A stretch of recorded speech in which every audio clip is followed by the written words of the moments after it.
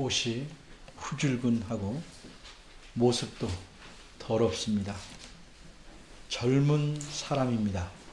허나 누가 보아도 거지 같습니다. 이 사람은 이 집 저 집 다니며 먹을 것을 구합니다. 차마 밥을 달라고는 못합니다. 그 나라 전체에 흉년이 들어서 수많은 사람들이 밥을 제대로 못 먹고 있기 때문입니다. 그러니 거지에게까지 밥 차례가 올 수는 없습니다. 그러기에 이 사람은 밥 동량은 할 수 없습니다. 그래서 젊은이는 쥐엄나무 열매라도 있으면 달라고 합니다. 어째서 쥐엄나무 열매일까? 이 젊은이는 집에서 나올 때 갖고 나왔던 수많은 돈과 재물을 다 방탕한 생활로 허비했습니다. 빈 털터리가 되었습니다. 먹고 살기는 해야 하기에 전에는 상상조차 해보지 못했던 천하고 더러운 일을 합니다. 돼지를 기르고 돌보는 일도 합니다. 이 나라에서는 돼지의 먹이로서 쥐엄나무 열매를 사용한다는 것을 알았습니다. 그리고 그 열매는 사람도 먹을 수 있다는 것을 알았습니다. 그래서 쥐엄나무 열매라도 달라고 구합니다. 그런데 이 열매조차 주는 자가 없습니다. 모두 다 거절합니다. 젊은이 이제 굶어서 죽을 수밖에 없는 형편에 이르렀습니다. 그제야 젊은이는 생각합니다. 내 집으로 돌아가자. 내가 돌아가서 아버지께 용서를 빌자. 죽을 죄를 지었으니 아들이라 여기지 마시고 그저 일꾼으로 여기시고 아버지의 집에서 살 수만 있게 해달라고 빌자.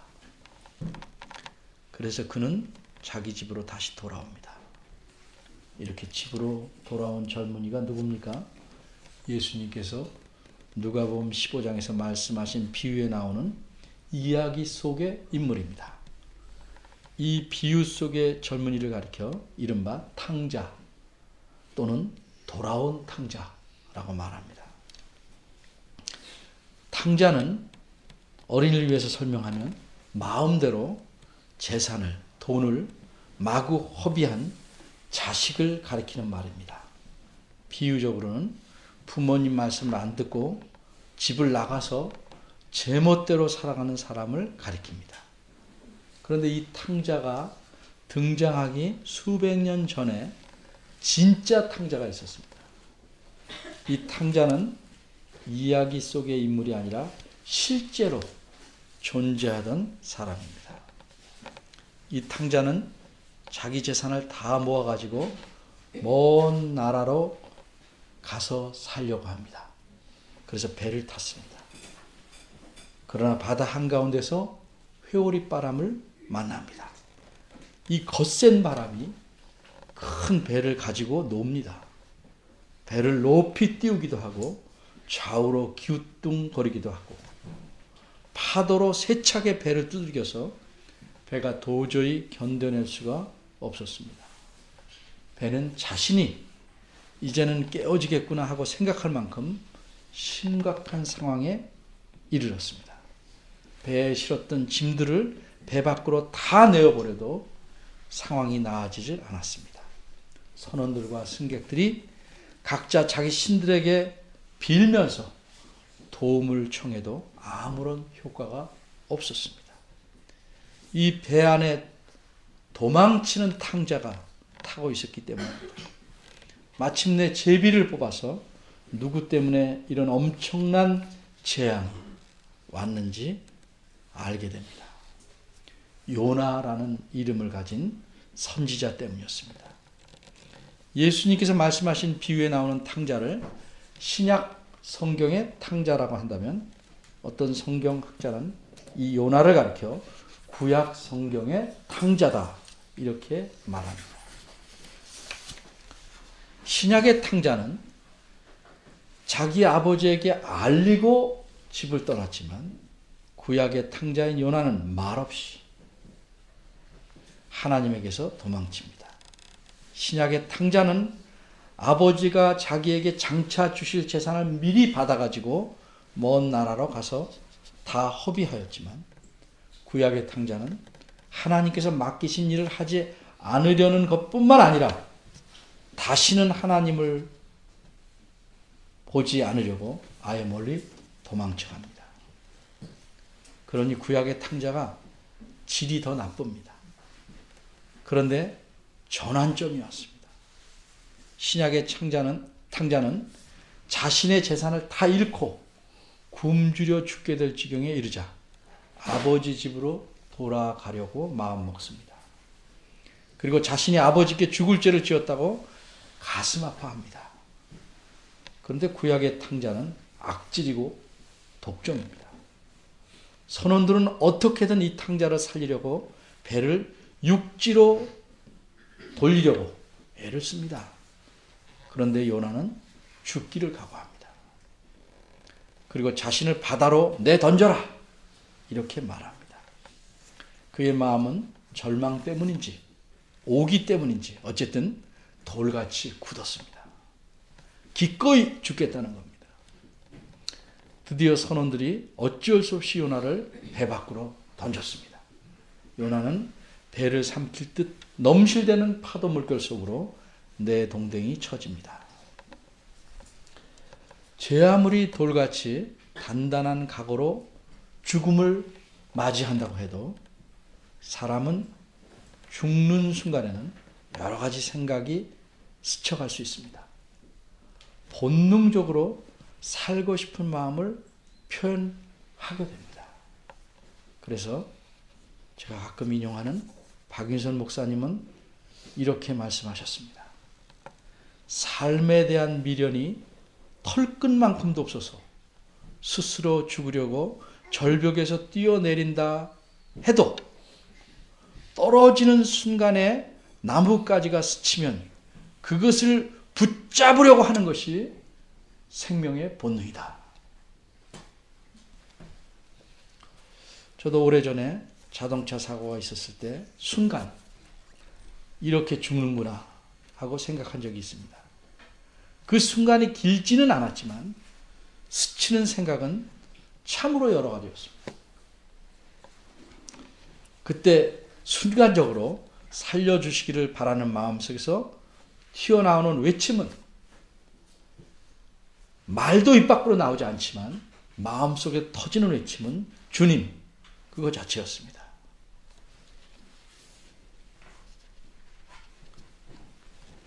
요나는 적어도 선지자입니다.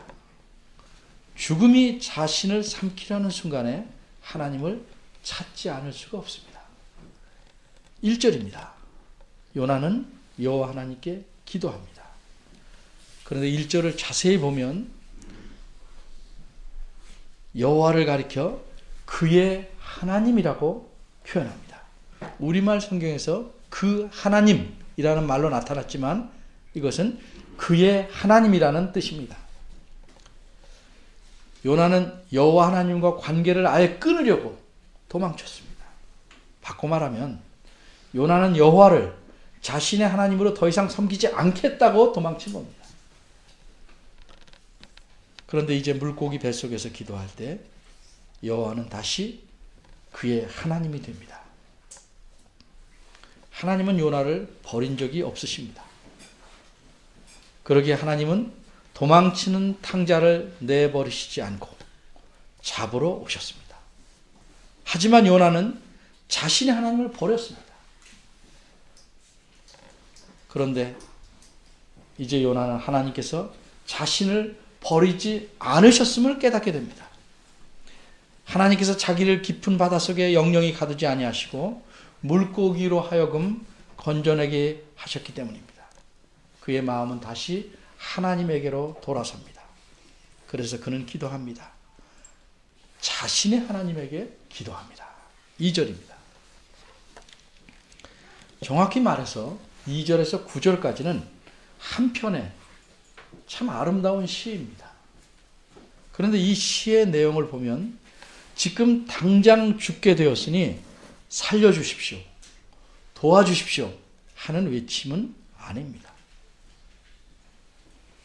살아난 사람이 이전에 겪은 일을 생각하면서 그때 하나님께서 자신을 살려주신 은혜에 대해서 감사하는 내용입니다.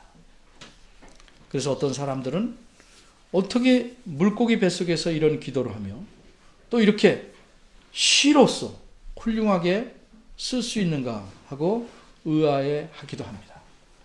간단히 대답합니다. 이 시는 요나가 물고기 뱃속에서 막 적어낸 게 아니고 요나가 살아난 후에 자신이 겪은 일을 되새기며 하나님의 은혜에 감사한 마음을 쓴 것입니다. 하지만 이 시에서 요나는 자신이 바닷속에서 죽음에 직면하고 고통을 당하고 있을 때 적어도 의식이 있는 동안 느끼고 생각한 것들을 이른바 모티브로, 동기로 삼아서 이 시에 반영하고 있는 것입니다. 이처럼 살아난 후에 이 시를 기록하였기 때문에 2절에서 요나는 하나님께서 이미 자신의 기도에 응답하셨다, 이렇게 표현하고 있는 것입니다. 2절은 전반절과 후반절, 앞과 뒤가 서로 짝을 이루어서 같은 생각을 나타냅니다. 바꿔 말하면 같은 내용을 표현을 조금씩 바꿔서 시적으로 멋지게 같은 생각을 말하는 것입니다. 이것이 히브리 시의 표현 방법입니다. 전반절에 나오는 내가 받는 고난을 인하여 여호와께 불러 아뢰었도와 짝이 되는 것은 후반절에 있는 내가 스월의 뱃속에서 부르짖었다입니다. 같은 내용입니다. 하나님께 간절히 기도했다는 의미입니다. 그리고 그 결과를 이렇게 표현합니다. 주께서 내게 대답하셨다. 이것과 짝을 이루는 내용은 주께서 나의 음성을 들으셨다입니다. 이처럼 하나님께서는 요나 자신의 기도를 들어주셔서 요나 자신이 살아날 수 있었다라고 말하고 있는 것입니다. 이어서 요나는 자신이 바닷속에서 어떤 상황에 처해 있었는지 그리고 어떤 결심을 하였는지를 각각 3절과 4절에서 말합니다. 먼저 3절입니다. 요나는 엄청나게 높고 무섭게 출렁이는 바닷속으로 내던져졌습니다. 바다의 파도와 물결은 산이라도 통째로 집어삼킬 만큼 크게 입을 벌리고 거칠고 무섭게 덤벼듭니다. 바다는 단숨에 꿀꺽 소리도 내지 않고 가볍게 요나를 집어삼켰습니다. 분명히 선원들이 요나를 바닷속으로 던졌습니다. 하지만 여기서 요나는 주께서 나를 깊음 속 바다 가운데 던지셨다고 말합니다. 원어대로 표현을 하나 바꿔 말하면 당신께서 나를 깊은 바닷속으로 던지셨다, 이렇게 말합니다. 게다가 주의 파도와 큰 물결이 다 내 위에 넘쳐나이다, 이렇게 말하고 있는데 여기서 앞부분을 직역하면 당신의 파도와 당신의 큰 물결이 내 위에 넘쳤나이다, 이렇게 말하는 겁니다. 이렇듯 요나는 자신을 바다에 던지신 이도 하나님이시고 파도와 큰 물결도 하나님 당신의 파도와 당신의 물결이라고 표현하고 있습니다. 왜 그렇습니까? 왜냐하면 자신에게 일어난 일들을 실제적으로 주관하시는 분이 하나님이심을 알았기 때문입니다. 또한 어째서 이런 일들이 일어나게 되었는지도 그 이유를 알고 있기 때문입니다. 뿐만 아니라 하나님은 바다도 자신의 뜻대로 부릴 수 있는 창조주이심을 알기 때문입니다. 이렇게 요나가 죽음의 고통을 겪으면서 어떤 일이 생겼습니까? 어쩌면 머릿속에만 있던 그의 믿음의 생각들이, 이론들이 실제로 자신의 것이 된 것입니다. 4절입니다. 요나는 자신의 처지를 올바로 인식합니다. 자신이 먼저 하나님에게서 도망쳤습니다. 그것은 하나님을 버린 것입니다. 그래서 자신이 하나님 앞에서 쫓겨나는 벌을 받아도 마땅하다는 것을 압니다. 하지만 동시에 요나는 하나님을 떠나서는 자기가 아무것도 누릴 수 없음을 깨닫습니다. 자기의 꿈을 이룰 수 없음을 깨닫습니다. 좀 더 정확히 말하면 요나는 하나님을 떠나서는 자기 자신 자체가 아무것도 아님을 깨닫게 됩니다. 신약의 탕자는 굶어 죽게 되자 아버지께서 계신 아버지의 집으로 돌아가야겠다고 스스로 마음을 먹고 돌아갑니다. 구약의 탕자도 죽음에 직면하게 되자 하나님이 자신의 하나님이심을 절실히 깨닫습니다. 그러기에 비록 하나님에게서 쫓겨났을지라도 그런 벌을 받는다 할지라도 자신은 여전히 하나님께서 계신다는 것을 상징하는 장소인 성전을 바라보겠다 이렇게 결심합니다. 오직 주 하나님만을 바라보며 살겠다는 다짐입니다. 쫓겨난 주제에 차마 내가 하나님에게로 돌아가겠다 라고 말하기는 너무 염치 없습니다. 그래서 요나는 하나님에게로 돌아가고 싶은 간절한 마음을 주의 성전을 바라보겠노라 이렇게 표현한 것입니다. 여기까지가 본문의 내용입니다. 그럼 오늘 본문은 하나님의 어떤 모습을 나타내 주는가? 얼핏 생각하면 요나의 뉘우침 또는 반성, 감사함을 말하고 있어서 요나의 변한 모습을 보여주는 것 같이 생각할 수도 있습니다. 그러나 요나서를 기록한 기록자가 어떻게 이 글들을 배열했는가?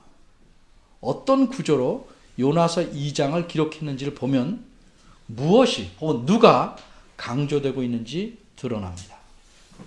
정확히 말하면 원어 성경에서는 1장 17절부터 2장입니다. 1장 17절이 2장 1절입니다. 1장은 16절까지만 있는 것입니다. 그러니까 요나서 2장은 1장 17절부터 2장 10절까지 모두 11절인 셈입니다. 이 구조에 따라 2장 전체를 보면 2장은 3개의 문단으로 이루어졌습니다. 첫 문단은 산문입니다. 앞에 두 구절이 산문이고 셋째 문단은 마지막 구절인데 이것도 역시 산문입니다. 그리고 가운데가 시 부분입니다. 우리말 성경의 절수 구분대로 말하면 1장 17절과 2장 1절이 첫째 문단이고 2장 10절이 셋째 문단입니다. 이 두 문단에서 보면 여러분이 다 여호와께서라는 말로 시작합니다. 여호와께서 하신 일을 강조하고 있습니다. 먼저 17절을 봅니다. 뭐라고 말씀합니까?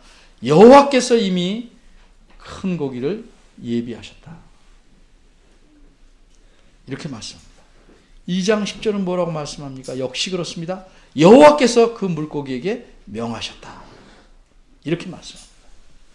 그러니까 요나를 바닷속에서 영영이 죽게 내버려 두시지 않고 다시 살아나게 하시려고 여호와께서는 큰 물고기를 이미 예비하셨고 다시 그 물고기 요나를 삼킨 물고기에게 명령하셔서 그를 육지에 토해놓게 하신 겁니다. 그리고 둘째 문단인 2절에서 9절까지는 시로 된 부분입니다. 이 시 전체를 살펴보면 요나의 기도나 결심 또는 요나가 한 행동을 강조한 것이 아니고 하나님께서 요나를 살려주신 은혜, 살려주신 일을 강조합니다. 따라서 요나서 2장은 철두철미하게 요나를 죽음에서 살려내시려고 은혜를 베푸신 하나님을 강조하고 있습니다. 따라서 오늘 본문은 도망친 탕자를 끌고 오시는 하나님을 보여줍니다. 신약의 탕자가 집으로 돌아가자 그의 아버지는 어떻게 합니까? 예수님께서는 그 비유에서 이렇게 말씀하셨습니다. 아직도 거리가 먼데 아버지가 저를 보고 측은히 여겨 달려가 목을 안고 입을 맞추었다. 아버지가 종들에게 이르되 제일 좋은 옷을 내어다가 입히고 손에 가락지를 끼우고 발에 신을 신기라. 그리고 살진 송아지를 끌어다가 잡으라. 우리가 먹고 즐기자. 이 내 아들은 죽었다가 다시 살아났으며 내가 잃었다가 다시 얻었노라. 그러나 이렇게 동생을 맞이한 아버지에게 큰아들은 불평합니다. 내가 여러 해 아버지를 섬겨서 아버지의 명령을 어김이 없이 순종했거늘 내게는 염소 새끼라도 하나 주어서 나와 내 벗으로 즐기게 하신 일이 있었습니까? 그런데 아버지의 살림을 창기와 함께 먹어버린 이 아들이 돌아오매 이를 위하여 살진 송아지를 잡으셨나이다. 이럴 수가 있습니까? 하고 항의하는 겁니다. 화가 나서 얼굴이 붉어지고 입이 잔뜩 나온 큰아들에게 아버지는 이렇게 말씀합니다. 이 내 동생은 죽었다가 살았으며 내가 잃었다가 얻었기로 우리가 즐거워하고 기뻐하는 것이 마땅하다. 예수님께서는 이 비유에서 이 아버지의 말들을 통해서 하나님의 심정을 나타내신 겁니다. 하나님은 이렇게 긍휼과 자비가 풍성하신 분임을 보여주는 것입니다. 예수님께서 말씀하신 그 하나님은 역시 구약에 나타난 그 하나님이십니다. 그러니 당연히 구약에서도 그런 하나님의 모습이 나타나십니다. 그러시기에 도망친 탕자를 잡아서 끌고 오십니다. 그리고 다시 그에게 기회를 주시려고 합니다. 이렇게 자비와 긍휼과 은혜가 풍성하신 하나님이 오늘 본문에서 보여주는 하나님이십니다. 여러분의 인생, 여러분의 삶은 어떠하십니까? 겉보기에는 전혀 탕자 같지 않지만 마음은 이미 하나님에게서 멀리 도망쳐 있지는 않습니까? 하나님에게로 되돌아가는 마음은 사라진 지 오래고 자기 자신만의 삶에 몰두하여 그 즐거움에 빠져서 살고 있지는 않습니까? 그저 일주일에 예배 한 번 한 것으로 모든 걸 끝내고 나머지는 하나님과 관계없이 살려고 도망친 탕자처럼 살고 계시지는 않습니까? 심한 어려움에 처해도 알량한 자존심 때문에 하나님에게 돌아갈 마음조차 계속 지우면서 살고 계시지는 않습니까? 사람은 자신이 처한 상황을 믿음의 눈으로 보지 않으면 그것이 돌아오라는 신호인 줄을 알 수가 없습니다. 신호를 못 보면 스스로 하나님에게로 되돌아가기 힘듭니다. 그러면 어떻게 될까요? 하나님께서 포기하실까요? 아닙니다. 결국 하나님께서는 우리의 목덜미라도 움켜주시고 끌고 오실 겁니다. 이렇게 하나님은 우리를 사랑하시며 우리에게 큰 긍휼과 은혜를 베푸십니다. 하나님은 결코 자기 자녀인 우리를 버리지 않으십니다. 그러나 그렇다고 할지라도 그렇게 끌려갈 때까지 버티면서 내 마음대로 살려고 한다면 그가 당할 고난과 무수한 어려움들은 누가 받아야 합니까? 그리고 그렇게 살려고 하는 것은 하나님을 아버지로 섬기는 자가, 하나님의 자녀인 우리가 마땅히 취할 태도는 아닙니다. 하나님 앞에서 하나님께서 주신 은혜를 진정으로 감사하며 기뻐하며 가득 누리며 살아가는 여러분이 되시기를 바랍니다. 기도하겠습니다. 하나님, 저희들의 미련함을 깨우쳐 주옵소서. 하나님의 품에 있는 것이, 하나님 앞에 있는 것이 가장 복되고 감사한 일인 줄 늘 깨닫게 하시옵소서. 내 욕심, 내 뜻을 이루려고 하나님에게서 도망치는 미련한 일을